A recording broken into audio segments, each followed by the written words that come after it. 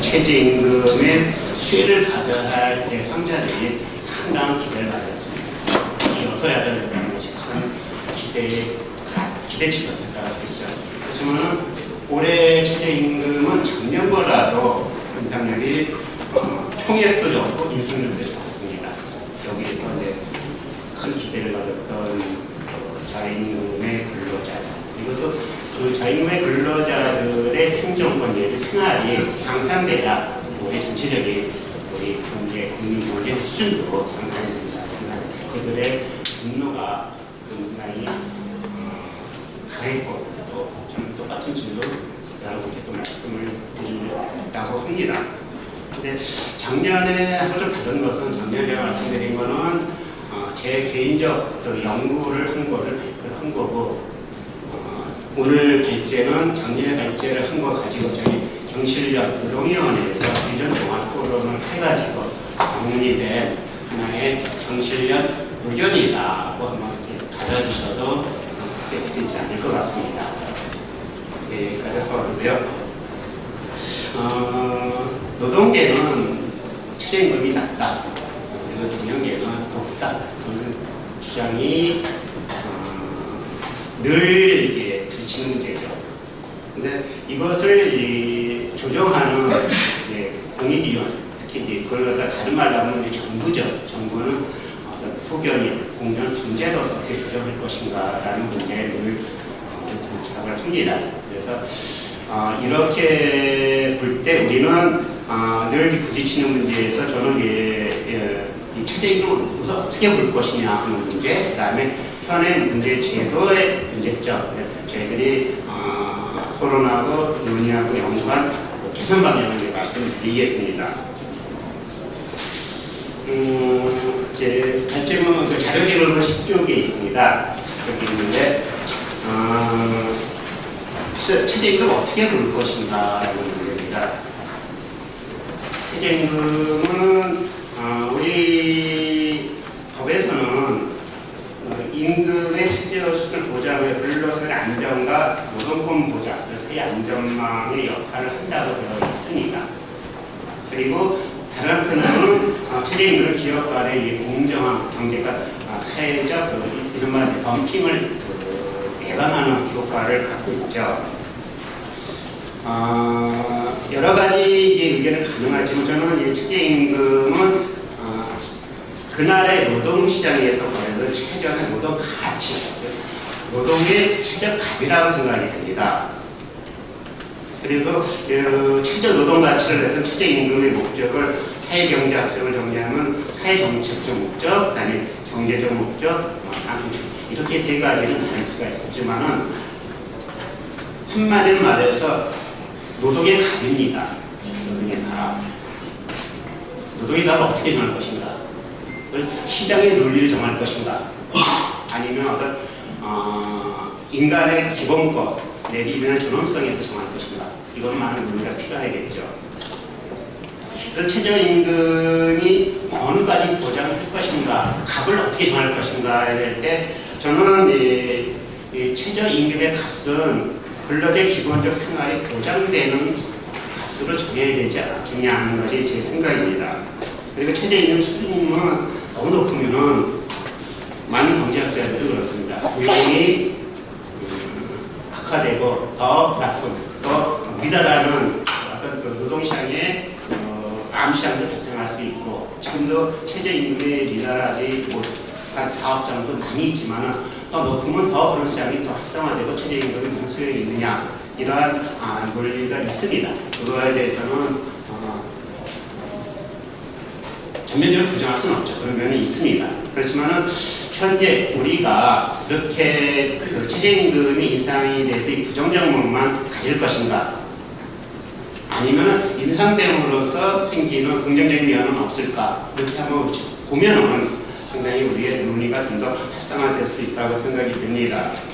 최저임금에 대한 여러 가지 정의가 있고 목적이 있고 여러 가지 가능하고 경제학적 접근 여러 가지 있지만 저는 경제의 문화이기 때문에 제가 공부하고 연구하고 있는 법학적 기본적으로 보면은 이렇게 볼 수 있습니다. 헌법과 최저임금, 근로기준법 세 개 법 상관에서 최저임금을 어떻게 볼 것인가 하는 것이 이렇게 보고 있습니다. 저는 이렇게 봅니다. 기본적으로 저는 최저임금의 목적과 이쪽에 있습니다. 기본적 생활을 보장했다고 봅니다. 헌법 제32조 3항은 근로조건의 기준은 인간의 존엄성이 보장되어 법률로 정하게 돼 있고, 이 헌법 규정에 따라 제정된 행정법 제1조, 근로기준 제1조는 근로기준의 조건의 기준을 정함으로써 근로의 기본적 생활을 보장한다고 되어 있습니다. 그리고 여기서 따라 정해져 있는 따라서 헌법과 근로기준법에 정해진 근로조건은 인간의 존엄성과 기본적 생활 보장이 해야 된다는 기본적 의무가 있습니다. 그거는 우리 법이 그렇게 규정을 해놨습니다. 그리고 근로조건 중에서 가장 중요한 것이 임금입니다. 그래서 근로자가 법정 근로시간을 성실 근로하였다면 그 대가인 임금으로 기본적 생활이 가능해야 됩니다. 임금과 관련하는 법 체계는 임금이 최저 수준은 최저임금도 정하고 있습니다. 그리고 근로기준법 등에서는 임금의 지급 보장이죠. 임금 채권을 보장하는 규정되어 있습니다. 그래서 적어도 법정 근로시간 주 40시간을 근로한 소득으로 근로자의 기본적 생활이 가능하도록 최저임금을 정하고 생활의 자원이 되는 임금이 근로자 수준에 확실하게 도달하는 것이 기본적 요청입니다. 우리 법은 이 헌법적 요청 이것을 이행해야 됩니다. 근데 임금은 근로계약과 또는 단체기업으로 자주적으로 당사자 자주적으로 정하는 것이 원칙입니다. 근데 근로자 개인이 사용자와 개별적 근로계약을 통해서 임금을 정한다는 것은 임금 근로조건의 향상을 피할 수 없죠. 그래서 단결 활동을 통해서 단결체가 노동조합을 통해서 단체 행동을 통해서 집단적 교섭을 통해서 임금을 향상시키는 것이 근대 노동법, 현대 노동법, 시민법을 개항하는 노동법으로서의 원칙 형식이 있습니다. 근데 모든 근로자들이 노조를 결성할 수 있는 건 아닙니다. 영세사업자, 가청근로자, 비용식 근로 이러한 근로자들 실제 교섭을 할 수 없습니다. 그 교섭을 누구 할 것인가? 이것이 최저임금위원회에서 하는 겁니다. 그것이 근로자위원, 근로자를 대표한 근로자위원 부인과 사용자, 경영진을 대표하는 사용자 대표 부인, 사용자의 부인, 그리고 전문적 실정과 중립적, 공정한 입장에서 조정하는 공익의 부인으로 단체 교섭을 하는 겁니다. 이렇게 정해지는 것이 최저임금입니다. 이것이 우리 현행체계의 모습입니다. 그래서 이제 기본적 요청을 보면은 경영계 시장처럼 사용자 지급 능력과 최저임금이 고용미친임도 고려하면서 해야 됩니다. 시장 경제의 논리에 따라서. 하지만 노사정 협의체는 자임금 해소와 삶의 질 향상을 포함하여 근로자의 기본적 생활을 영위할 수 있도록 최저임금을 현실화하는 방안까지 고려해서 결정하는 것이 헌법 질서의 헌법적 가치에 부합한다고 봅니다. 이러한 기본적 논리 틀에서 우리가 이제 최저임금을 이제 바라봐야 된다는 것입니다. 근데 또 지금 항상 이제 얘기 중에 최저임금과 생활임금이 뭐냐 이렇게 많이 요구를 하고 있습니다. 근데 생활임금은 1990년대 미국에서 나온 하나의 이제 운동입니다. 최저임금 가지고는 최저생활을 배웠지만은 최저생활을 어느 정도 기본적인 생활, 건강하고 문화적인 최저한의 생활을 가능하게 됐죠. 우리가 진짜 이게 몇십 년 만에 이 더위에서도 에어컨 없는 그렇게 사는 것은 상당히 생활이 힘들지 않습니다. 그걸 넘어서 최소한 건강한 문화적인 생활을 해야 된다는 겁니다. 거기에 필요한 비용이 생활임금이라는 거죠. 그래서 지금 이 생활임금에 대해서는 지금 생활임금 최저임금보다 20%에서 30% 이상 지금 높여서 각 지자체에서 시행하고 있습니다. 그래서 저는 이 학대되는 지금 우리가 제일 문제가 근로인 건 아닌가, 일을 하면서도 가난한 그런 가난을 탈출 없는 분들을 위해서는 최저임금을 생활임금 수준까지 확대해야 된다. 그리고 이건 사회적 합의가 필요하다. 그 사회적 합의를 어디서 할 것인가? 저는 많은 부분이 필요하지만 최저임금위원회, 노사, 공, 삼자 구성 거기서 논의할 필요가 있다고 생각이 듭니다.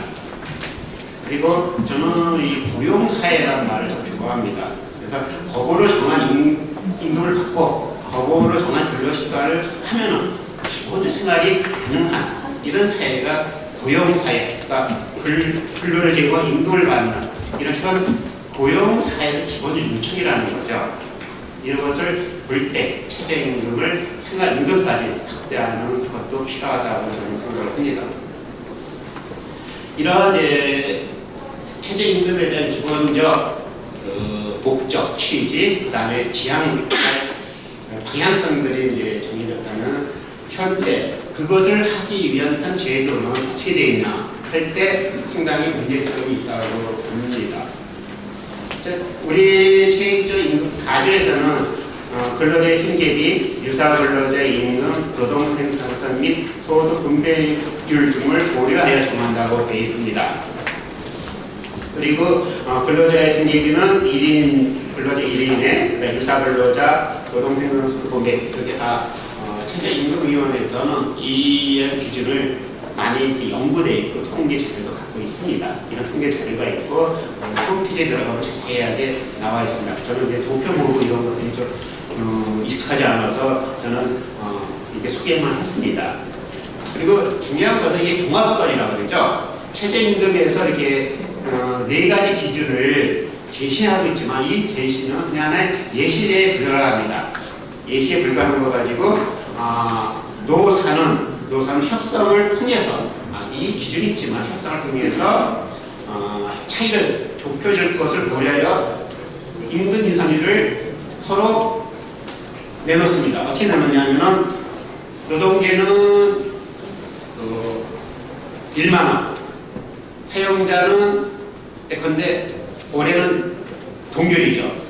88년에는 5.8% 인하까지 주장을 했습니다. 사용자는 언제나 인하 내지는 동결입니다. 그러니까 총 올해까지 11회 동결을 내놨습니다. 너무 이게 갭이 크죠. 갭이 큰 상태에서 서로 진영의 논리만 주장을 합니다. 그 근거도 명확하지는 않습니다. 이 근거라는 자체가 이 통계라는 이걸 어떤 통계를 쓰느냐에 따라서 서로 주장하는 그 논거가 달라질 수 있고 이걸 어떻게 적용할 것인가라는 것은 법으로 정해져 있지 않고 종합적으로 고려해 결정한다고 되어 있어서 그렇습니다. 이런 결정 기준이 너무 폭이 커서 서로 처음부터 노사는 합의에 이를 수 없는 그런 갭을 가지고 논의에 참여한다는 거죠. 결정 방식 문제입니다. 제가 이제 결정 방식은 노사 각 부위 27인이 그리고 가반수 기준과 가반수 이율을 결정하게 되어 있습니다만 최저임금 결정 기구를 보게 되면 내가 좀 장황하지만 법에 되어 있지만 법은 모든 이 최저임금 결정 기구에 대해서는 그러니까 최저임금위원회죠. 구성에 대해서는 노동부 장관이 다 하게 되어 있습니다. 노동부 장관이 최저임금을 결정합니다. 저는 이제 마지막에 이제 말씀드렸던 노동부 장관의 소관으로서 전 국민의 10%의 임금을 결정하는데 노동부 장관의 소관을 둘 수 있을 것인가라는 문제에 대해서는 조금 저도 좀 문제점을 갖고 있습니다. 그래서 결국은 그 노사는 진영 논리에 대해서 한 발짝 더 움직일 수 없고 결국은 공익위원이 결정하게 되어 있습니다. 공익위원이 되는데 이 공익위원은 결국은 노동부 장관의 제청으로 대통령이 임명합니다. 여기는 노사의 의견을 듣는 절차가 없습니다. 그래서 이거는 우리가 따라야 국제기구 ILO 기금에도 좀 배치된다고 생각이 되고 그리고 특히 고용노동부가 2015년 작년에 유촉한 공익위원 구성으로 팽영 시위가 이뤘다는 점도 있습니다. 이러한 걸때 결정 기준과 결정 방식과 결정 기구죠. 이런 거에 대해서 상당히 문제점이 있다고 결론이 나왔고, 이거는 오늘 이 토론을 주최하신 각 당의 의원님께서도 다 문제점을 제기하고 알고 있습니다. 그러면 저희가 경실련 노동위원회에서 1년 동안 연구하고 논의하면서 현재 개선 방향을 말씀드립니다. 19쪽입니다. 일단은 우리가 OECD 국가에서 우리 최저임금의 결정 기준, 결정 방식이 어느 정도인가 좀 이제 봐야 되겠습니다. 그러니까 외국 걸 보고 따를 건 따르고, 그다음에 우리의 현 기준이 외국의 기준에 비해서 얼마나 앞섰는지 또는 어떤 차이점이 있는지 볼 필요가 있죠. 가장 기본적인 게 ILO 기준이죠. 그다음에 그래서 일본과 프랑스는, 일본은 우리와 같이 최저임금제위원회에서 하고, 프랑스는 노사가 논의하면서 국가가 결정하는 방식을 따르겠습니다. 그리고 우리나라는 이러한 논의, 몇 년간 논의가 많아가지고, 우리나라 각 당에서 나와 있는 20쪽을 보게 되면 이인용 의원이나 이정미 의원이나 그 다음에 각종 안들이 있습니다. 이걸 모아만 해도 상당히 좋은 안이 될 것 같습니다. 저희가 생각하는 것은 가장 간단하고 심플하면서도 법으로 할 수 있는 것은, 저희들이 생각하는 것은 표준생계비를 좀 정해보자. 표준생계비, 그러니까 기초생활이 가능한 게 1인 가구, 2인 가구, 3인 가구에서 현재 1인 가구지만 1인 가구가 과연 타당한가, 2인 가구가 타당한가, 3인 가구가 타당한가 논을 들여서 예컨대 최저생계비, 그러니까 표준적 생활계비가 만약 200만 원이 필요하다. 200만 원이 필요할 때 어느 정도 선을 그을 것인가 할 때, 저는 그래서 이제 평균 임금 50% 정도가 되면은 표준생계비가 되지 않을까. 그거는 이제 저희들이 정말 전체 숫자는 따져봐야겠지만 저희들이 생각해 본 것이 표준생계비. 그러니까 표준생계비가 표준임금을 하는 이유는 통상임금으로 해야 하는 것이 맞지만 근데 이것은 임금의 통계는 사후적으로 이렇게 통계 잡을 수밖에 없는데, 사후적으로 지급된 임금은 평균 임금의 개념으로 접근할 수밖에 없습니다. 그래서 평균 임금의 50% 내지 60% 이렇게 정하는 방안을 저희들이 생각을 했습니다. 결정 방식입니다. 결정 방식은 세 가지 방안이 있습니다. 현재 위원회 방식을 고쳐 쓰는 방법. 두 번째는 노사가 논의를 통하고 프랑스식으로 정부의 관련 부처의 위원회에서 정부가 결정하는 방법. 입법부가 아니라 행정부가 정하는 거죠. 세 번째는 입법부가 정하는 방법. 노사의 논의를 통해서 국회에서 정하는, 소관 상임위에서 정하는 방법. 이 세 가지 안이 있을 수 있습니다. 근데 저희들이 많이 논의를 해본 결과, 저는 그래서 저희가 생각한 게 현 위원회 방식을 고쳐 쓰자. 그것이 논란을 줄이고 아주 현실적인 방안이 아닌가라는 방안입니다. 그래서 이제 지금은 공익위원이 이제 어떻게, 그래서 공익위원을 어떻게 선출할 것인가에 대한 문제죠. 그래서 현재 국가위원회에서 공익위원을 국회, 대통령, 대법원, 입법, 행정, 사법부 3인식에 구성하는 방법이 있을 수 있고, 그 다음에 순차례제식이라고 현 노동위원회 공익위원들을 노사에서 추천을 하고, 그래서 각 추천위원회에서 각 노사가 좀 편향적인 분을 배제하고 중립적인 인원으로 모으는 순차례제식 방식이 있을 수 있습니다. 이런 방식이 일단 있지만 저희가 생각한 것은 이 구인을 전부 노사, 사회단체, 학계에서 추천을 받아서 국회에서 구인을 선출하는 것이 어떤가라는 겁니다. 현재 지금 현행 제도를 추천하면 현재 노사 제도를 할 때 노사적 합의 도출이 난망합니다. 그리고 이 결정 기구를 만드는데 또 시간을 하게 되면 내년도 똑같은 일이 반복이 될 거라는 거죠. 그리고 각 의견을 들어서 국민을 대표하는 국회가 각 정당에서 아니 각 상임위원회에서 추천해서 정한다면은 현재도 큰 승질 없이 만들 수 있다는 겁니다. 그리고 또 하나는 법으로 정한 이 의결기관이 도과했을 때는 노사를 배제하고 부인의 국민의원으로서 심도 있는 논의를 통해서 정하는 방안도 있을 수 있습니다. 이름으로써 이 어떠한 방안을 채택하든 회의록은 꼭 공개함으로써 결정 과정의 투명성과 책임성을 확보할 필요가 있습니다. 이런 방안이 과연 이제 받아들일 수 있냐면 오늘 토론을 해서 이제 논의를 해봐야겠죠. 그리고 중요한 것은 최저임금제가 지금은 어저께 신문인가요? 보니까 최저임금이 또 사회 국가기관이라는 거에서 최저임금 딱 결정하고 최저임금이 좀 해체가 되어 있습니다. 저는 최저임금을 지금의 노사정 위원과 같이 어떤 지위를 격상해서 1년 동안 계속 최저임금을 어떻게 올릴 것인가 연구하는, 그리고 사용된 부담을 어떻게 줄이고 근로자료세가 어떻게 들어오면서 최저임금을 어떻게 논의할 것인가, 지위 격상을 포함한 이것이 돼 있어야 된다는 것이 제 생각이고, 그리고 최저임금은 반드시 지켜야 된다. 그래서 대통령도 약속해서 징벌적 대상제를 도입하겠다. 그것도 고려해서 도입이 필요하다고 생각이 됩니다. 이상 제 발제를 마치겠습니다. 감사합니다.